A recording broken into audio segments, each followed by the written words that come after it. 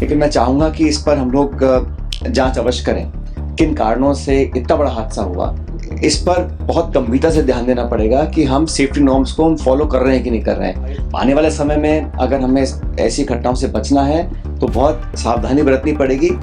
बड़ा दुख हम सब लोगों को, उम्मीद करता हूँ कि ऐसी घटना कभी ना हो। अधिकांश जो लोग थे वो बहुत साधन संपन्न नहीं थे और वर्किंग क्लास के लोग थे, तो उनकी जितनी सहायता हो सकती है करनी चाहिए। ऐसे बहुत से चोक पॉइंट्स हैं और ब्लैक पॉइंट्स हैं जहाँ पर अक्सर एक्सीडेंट्स होते हैं रोड पर, क्योंकि वो हादसा, क्योंकि इसमें ऑयल टैंकर इन्वॉल्व था, इतनी आग लगी और बड़ा एक भीषण हादसा हुआ। मुझे लगता है कि इससे हम सब बहुत दुखी हैं, लेकिन मैं चाहूँगा कि इस पर हम लोग जांच अवश्य करें।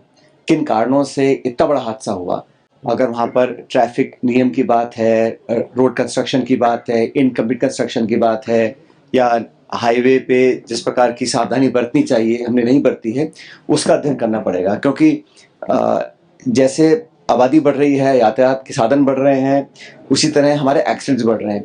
और एक्सीडेंट्स न सिर्फ राजस्थान में, पूरे देश में बढ़ रहे हैं। लेकिन सरकारों को इस पर बहुत गंभीरता से ध्यान देना पड़ेगा कि हम सेफ्टी नॉर्म्स को हम फॉलो कर रहे हैं कि नहीं कर रहे हैं। अभी कुछ अखबार में पढ़ रहा था कि कुछ कमियां हैं, शायद उसमें पुलिस डिपार्टमेंट है या परिवहन डिपार्टमेंट है, कहीं पे हम लोग सड़कें खोल देते हैं इनकम्प्लीट काम पर, कहीं फ्लाईओवर पूरे बनते नहीं हैं।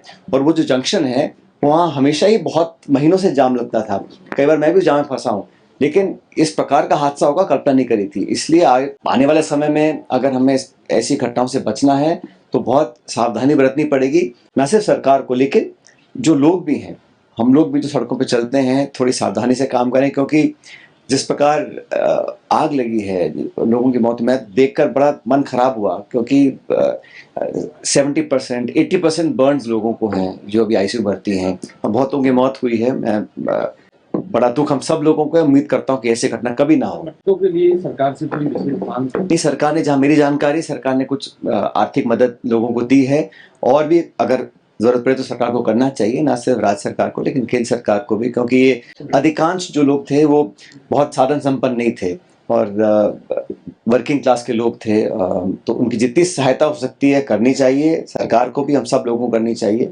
लेकिन ये 14 लोगों की अब तक मौत हो चुकी है और काफ़ी लोग अभी और क्रिटिकल हैं।